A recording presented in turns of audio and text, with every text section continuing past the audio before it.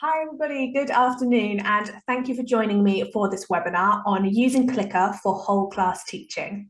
My name's Sian and I'm a customer experience consultant here at Crick Software. So I support our existing customers with using Clicker effectively, and I also help to create the training resources that are available on our website. But my background is in primary education. I taught across early years and Key Stage 1 before I joined Crick this time last year. Clicker is an invaluable support tool, but we recognise that not all schools are going to have the licenses or devices for every pupil to access Clicker in every lesson. I know in the most recent school that I taught in, we shared 15 iPads across a year group in a 3 form-entry primary school, so it just isn't always possible to be accessing tools like Clicker in the way that you might want to in an ideal world. So this afternoon, we're going to have a look at how you can use Clicker as part of your whole class teaching. For the webinar this afternoon, we've got about 30 minutes, and during that time, we're going to have a look at how you can use Clicker as a teaching tool on your interactive whiteboard during your teaching inputs. So this might be directly on your interactive whiteboard, or perhaps you're mirroring your iPad, for example. We won't look at every single feature of Clicker, but at the end of the session, I will point out some useful training resources on our website where you can access some ongoing support if you want to find out more about what Clicker's got to offer.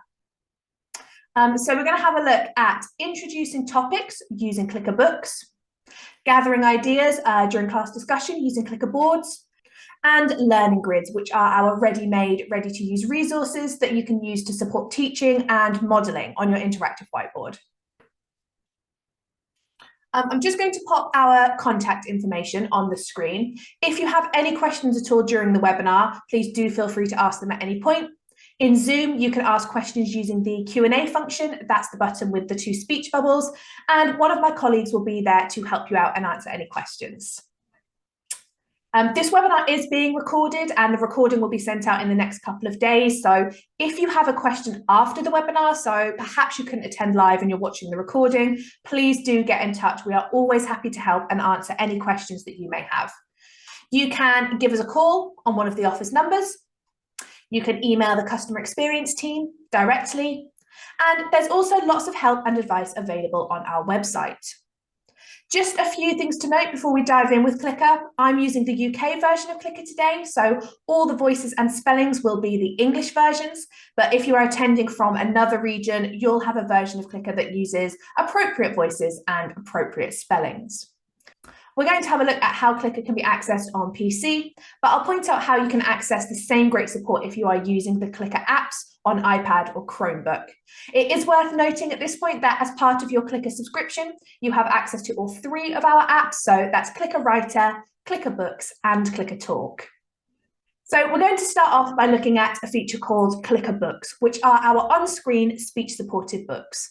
And I'm just going to open up a new screen with Clicker. So this is what Clicker will look like when you open it up on your Windows or Mac PC. And you can find these Clicker Books through the Clicker Books app if you are using an iPad or Chromebook. So at first sight, we've got our quick start menu. So this is what will greet you when you open up Clicker. You can see here that I do have the option to create some new resources from scratch. I can access any recent files that I've been using. My file explorer is up here too, but I'm going to jump straight on over to learning grid resources along this tab at the top. So Learning Grids is our bank of ready-made, ready-to-use Clicker resources. If you're new to Clicker or if you haven't spent much time in Learning Grids, I'd really recommend taking some time to familiarise yourself with the resources available here so that you can find the ones that are going to be the most relevant for you, for your learners, and for the topics that you're studying in class.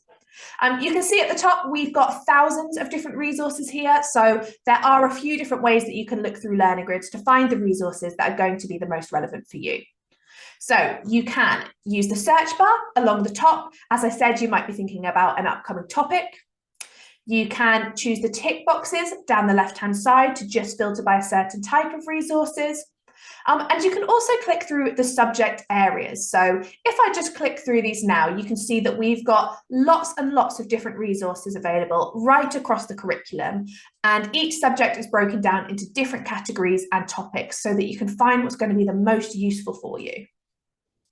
In this story corner section, I'll just point out some resources that I'm really a big fan of that will also be great for whole class teaching.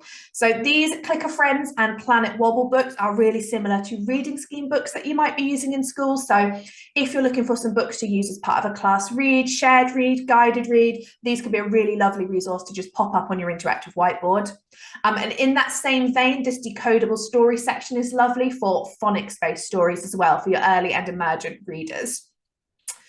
Okay, so for my first example this afternoon of how you might be using Clicker on your interactive whiteboard for whole class teaching, I'm going to take a science topic. So I'll pop into the science category and I'm going to go into the animals section.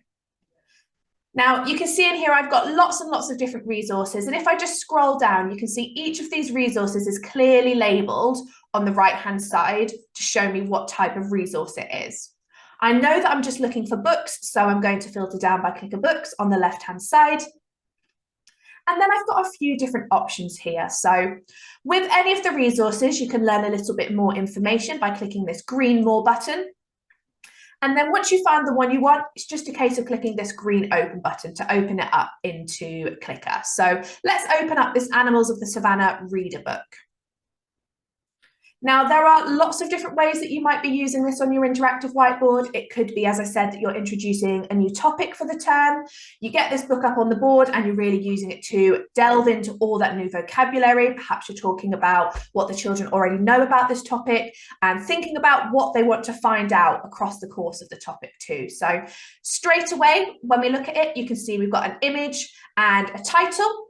So we could be doing all that good stuff that we usually do when we introduce a new text or new topic. We can be making predictions, talking about what we can see, decoding the title.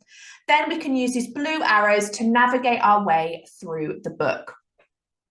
These reader book options are designed with lots of text and lots of information. So they're great to use across a range of different topics and with a range of different age groups as well.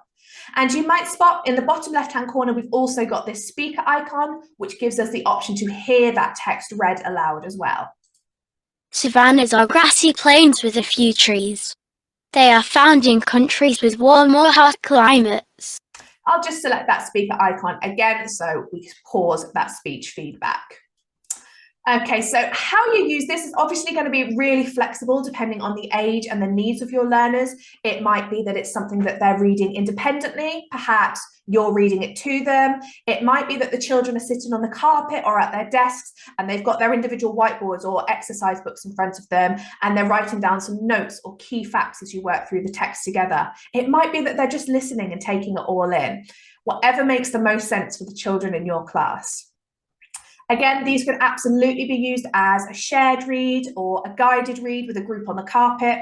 And they can also be printed if you want a physical copy of them to use them in your lesson that way too. So these books are a type of Clicker set. So if I just pop up to this Clicker set ribbon, you can see we've got the print icon here. So if I wanted to send this to my printer and have some physical copies, it's really quick and easy to do that. And whilst I'm in the Clicker set ribbon, I will also just point out that we've got that familiar save icon here as well. So if you want to save any of these resources, so you can share it with students or with your colleagues, it's really quick and easy to use your normal saving practices with Clicker as well. Okay, another lovely thing about Clicker Books is that we have something called a read it yourself version. So this was a reader book, but next we'll have a look at the read it yourself. So this time I'll pop over to the Clicker Books app so you can see what's similar and what's different about the book that we've just looked at. If you are a PC user, you'll be able to find these books in exactly the same place that we looked at through Learning Grids. So let's just open up Clicker Books. So perhaps I'm thinking iPad users, you might be doing this with a group, or you might be mirroring your screen or using a visualizer perhaps to bring it up onto your whiteboard. So when I'm in the app, to open my top toolbar, I'm just going to select this bar at the top, and you can see that's opened up my toolbar. Then I've got these little icons in the top left. So if I select this folder icon, you can see that opens up the option to browse my files. So if I want to open up something I've saved previously, I've got some sample books, so this is just some examples of different books that you can have a look through. And we've also got learning grids, just like on the PC. So we'll pop back in there and you can see if I go into science and animals, we've got the exact same books that we were looking at on PC as well. So this time, as I said, we'll open up the read it yourself option. And you can see at first glance, it does look very similar. So with that familiar text and familiar image. You may notice, however, that we don't have that speaker icon anymore. So these read it yourself books are very much designed to encourage your learners to read the books independently. So it might be perhaps that you use that first book, the reader book option, with the speech feedback available, and then follow up with this version once the pupils are a bit more confident with the types of vocabulary they're going to encounter. So essentially, these books take the text from the reader book option and they simplify it down into the read it yourself. So if you have younger learners or more emergent readers, there's a version that's more appropriate for them too.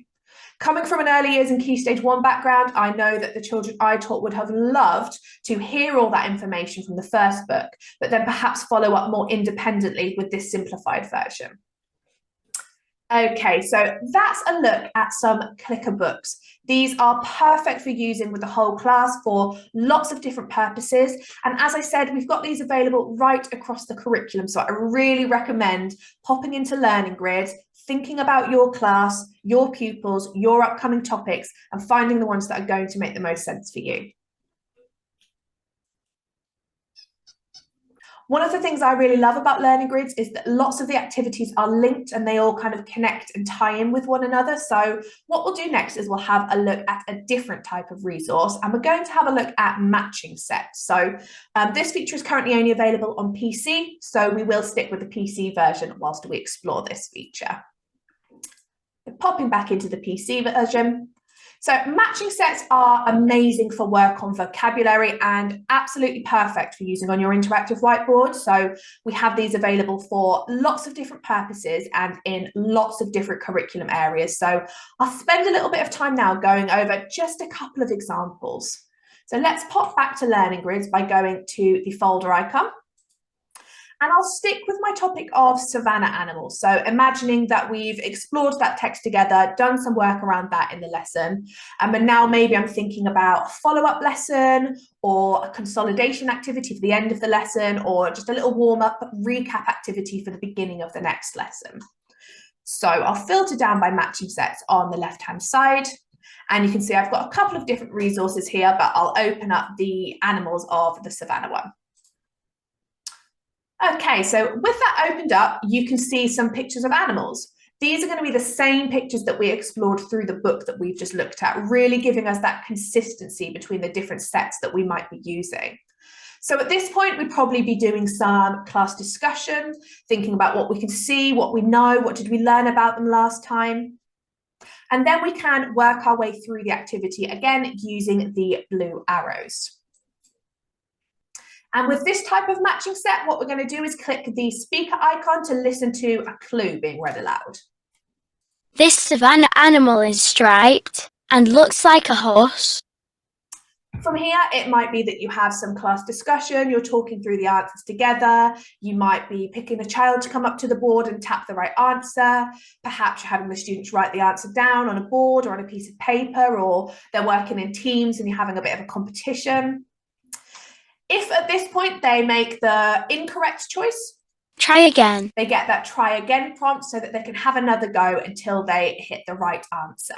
Well done. And then they can carry on using those blue arrows to work their way through the activity.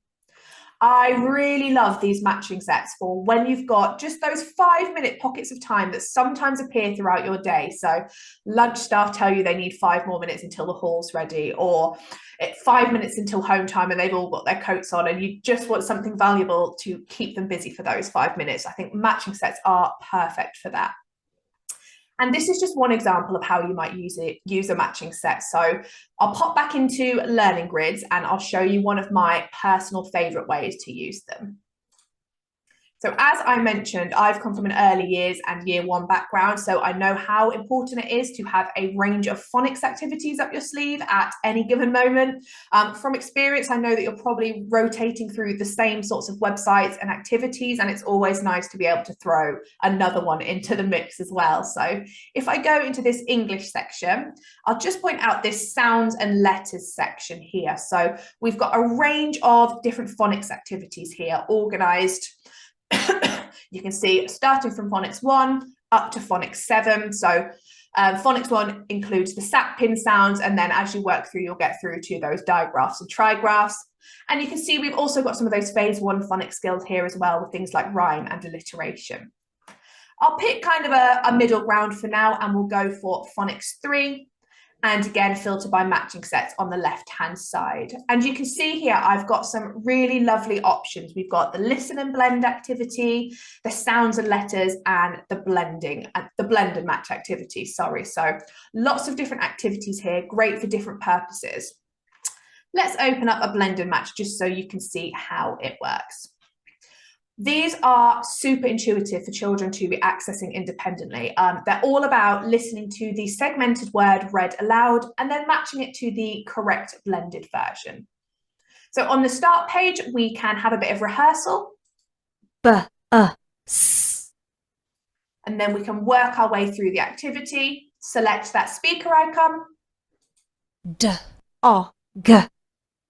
Then we need to choose which is the right choice from here. So we're really practicing those blending and segmenting skills. Well done. Again, we've got that well done and try again prompt if we need it. These are lovely, I think, to build into a phonics lesson. They might be an activity for perhaps an intervention group. Definitely something that you could use perhaps if you've got continuous provision in your classroom. Leave this up on the interactive whiteboard for the children to be having a go at. Lots of different ways that you might use them. Finally, sticking with matching sets, I will show you how you might use these as part of your maths teaching as well, as we've got some great resources for that too. So we'll pop back to learning grids.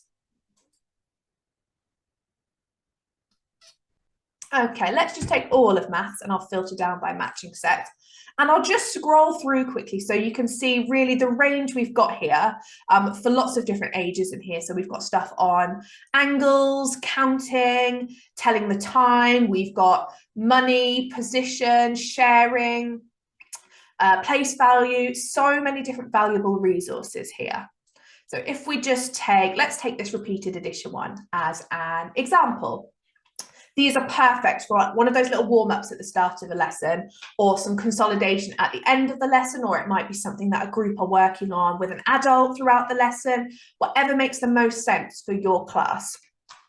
So if I just click this blue arrow, what the children are doing with this activity is they're trying to match the correct repeated addition number sentence to the corresponding image here as well.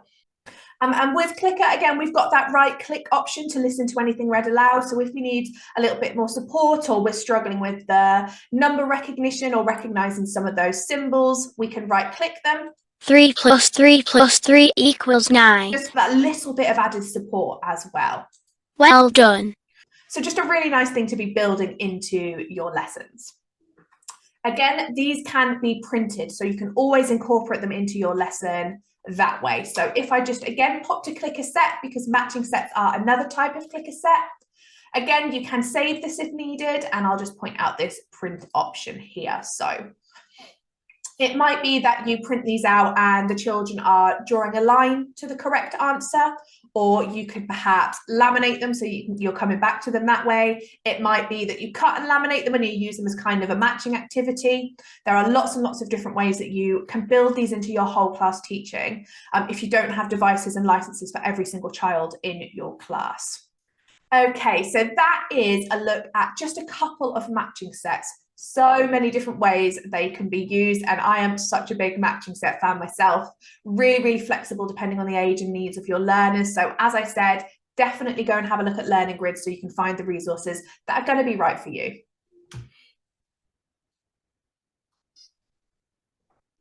Next, we'll have a look at a different type of resource in Clicker. We're going to have a look at Clicker boards. These are available on PC or through the Clicker Writer app if you are on iPad and Chromebook. So clicker boards are our easy to use mind mapping tool. They are a super flexible tool with lots of different uses. So they could also be used for things like sequencing, flowcharts, Venn diagrams, and they're just great for collating ideas and gathering vocabulary during whole class discussion or for planning out a piece of writing together as a class. Again, we have got lots of these ready-made, ready to go in learning grids across a whole range of topics and themes. So I'll point out a couple of useful areas for you to be aware of, and then we'll have a look at them in action. I'll pop into learning grids. And one of the areas I always recommend is in this English section, non-fiction writing, writing frames and planners. And in here, you can see that we've got some really lovely open-ended cross-curricular resources that could be used in lots and lots of different subjects for lots of different reasons. So if I just let's take the recount planner as an example. You can see here we've got some really great options for providing support to plan out a piece of writing. I love these for creating a plan or a model as a class, really allowing you to have some effective discussion ahead of the writing process itself, or just to create that model waggle as an example so that students have got something to go from. And another area I really love if we're talking about clicker boards for whole class teaching is in this About Me section and Feelings and Actions. Just filter those down. You can see here we've got some lovely boards for things to prompt talking about feelings, stuck lists, what it means to be a good friend, good talking partners, good listeners. These are great for things like PSHE lessons, for transition lessons, for any nurture groups that you might have. Just really lovely discussion prompts all around that can be used with lots and lots of different students. And then another area I'll point out is in this creative writing section, we do have some lovely fiction planners as well. I know from experience that planning out the writing can actually take longer than the writing process itself in some cases. So having a good structure, a good model is key in your classroom. And these are going to be lovely for that purpose. So if I take an example of a story planner, you can see here that this is a board for mapping out some ideas where we're talking about the character. And then if I use these tabs in the top right, we've also got prompts to be talking about the setting and the plot of the story, breaking it down into the beginning, middle, and end. So imagining now that I'm sat with my class and we are planning out a story, I might have one of these displayed on the interactive whiteboard, and the children have got hands up, offering ideas out, and I'm quickly popping them into the board as they're telling me the ideas. I was always very much a mind mapper as a teacher, and these boards definitely look much more visually appealing than the ones I used to frantically scroll on flip chart paper and stick on my cupboard doors. So if we stick on the settings tab for now, but as you can imagine, this might be something that you're working on across a series of lessons. It might be that you do one together and then they're going to fill in a different one independently, completely up to how the structure of your lessons would work for you. Okay, so let's just pop in some ideas around the edge so you can get an idea of what it will look like. And I'll show you some of the customization options. So I'm thinking now that this might just be just a bit of discussion. I say to the children, we're going to be writing a story. What settings might we have in the story? What kind of setting are you going to have in your story? Let's share some ideas so that we can kind of magpie from each other, essentially. And let's just pop in dungeon in there. So you can see really quick and easy to quickly gather those ideas in. We've got lots of ideas ready to go, ready to inspire the children with their writing again. And as I said, you can customize the appearance of these, so they're prettier than the ones that you've scribbled on a piece of flip chart paper. So for example, we can customize the colors. So this paint pot here will allow us to customize those colors. So I'm just holding down Control on my keyboard and clicking around all those cells. So you can see they're all highlighted with that green around it. And I'm just now going to change the color of these. So this is going to be great if you want to kind of color code anything, if you've got students that need a higher or lower contrast, or if you just want it to coordinate with whatever backing paper you've got on your display board, you can quickly customize those colors. If I click away from everything so that nothing's highlighted, I can change the color of the background as well. So quick and easy to get that looking how you want it to. Another thing I love about clicker boards is that you can really quickly add in visual support. So I know from teaching younger children that all of my students benefited from that visual reinforcement. Not only does it look nice, but it allows them to feel a bit more independent, a bit more confident. So if I select this little mountains and sun here, we've got a few different ways that we can add in images, such as browsing the libraries on our device, so ones perhaps that we've taken and saved or saved from the internet. We can draw them, take pictures using our webcam, but I'm going to go to this picturize option, select the CritPix 2 library, and you can see just with a few clicks of a button, I've got instant picture support added in here as well. There are then so many ways that you could use this to continue to provide support throughout your lesson. You might just keep this displayed on your interactive whiteboard for the pupils to be referring back to throughout a piece of writing. You could print it to stick on your working wall, on a display board, to stick as a model in their exercise books. You could also print the blank boards with no ideas in for the children to fill in independently, so have it stuck in their books, or perhaps print it on A3 paper and do it as a group. So if you do want to print this, this is another type of clicker set. So as I've said previously in this session, go to the clicker set ribbon to open up your saving and printing options. An alternative way that you might use this to further support that writing is to turn it into a word bank.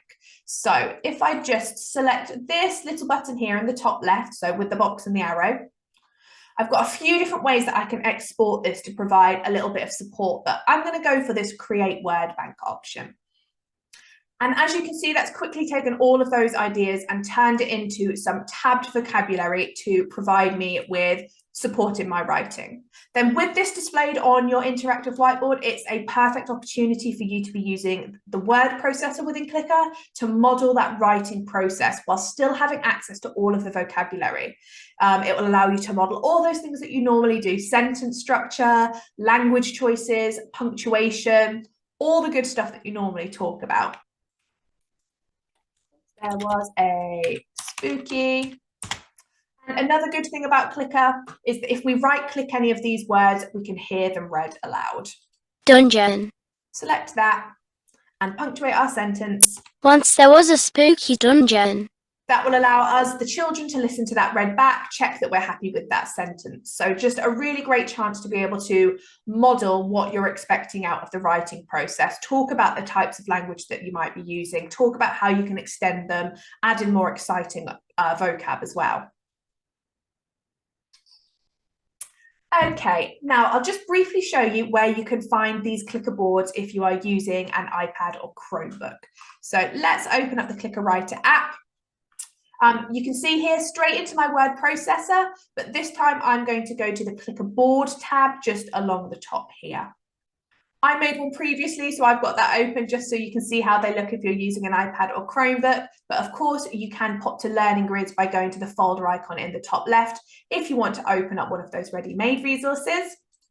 And if I just click or tap here, you can see this opens up the option to save my resource, to print my resource, and also it's got that option to turn it into a word bank as well.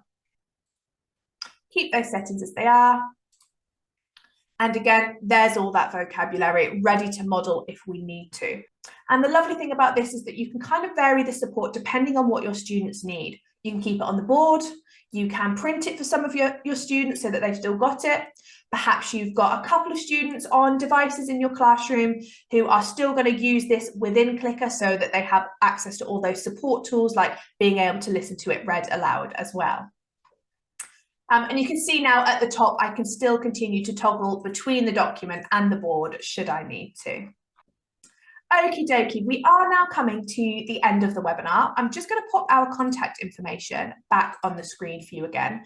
Do make a note of it in case any questions come up once you start having to play around. If you have any questions at the moment, please do add them to the Q&A and we will be here for the next couple of minutes to answer them for you. When you leave a webinar, a survey will open in the browser, and we'd really appreciate it if you could take a moment just to fill that in so that we can continue to offer high quality webinars. If you need to leave now, that's absolutely fine, but I'm just going to spend a minute or so pointing out some useful resources on our website where you can find lots of ongoing support. So let me just pop to our website, which is cricksoft.com, and I'm going to head straight to the training resources section along the top and select Clicker. And that takes you into our training hub. So the first place I'll point out is Clicker Basics.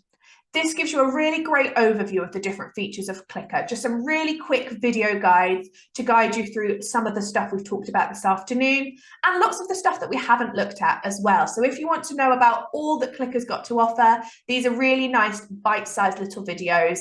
And as you can see, they're separated out by Windows and Mac and iPad and Chromebook so that you can find the one that's going to be right for the devices that you're using. If I just point out as well, tutorials.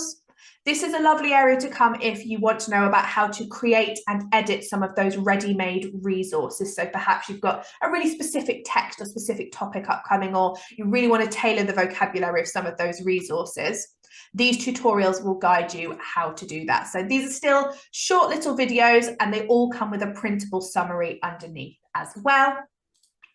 And then just some final useful things to know. In this bespoke training session, we do offer paid for bespoke training. So if you think that your school would benefit from some training with one of our customer experience team, please do get in touch. We'd be more than happy to talk to you about prices and options and see what's going to be the best for you. And the other thing I will finally point out is this Ask a Question section. If there is anything you want to know more about with Clicker, you want some how-tos, you want some tips, you've got a specific question in mind, you just want some guidance, as part of your Clicker subscription, you have access to unlimited customer care meetings. These are 10 to 15 minutes long. You can book them at a time that suits you with one of our consultants, and we will be more than happy to help. Okay, as I said, I'll just pop our contact information back on the screen in case you have anything that comes up after the session. If you want to email us about training, you can do that by contacting training@cricksoft.com. But otherwise, thank you for joining me this afternoon. I hope you got some useful hints and tips for how you might use Clicker as part of your whole class teaching. And have a lovely rest of your day, everybody. Bye.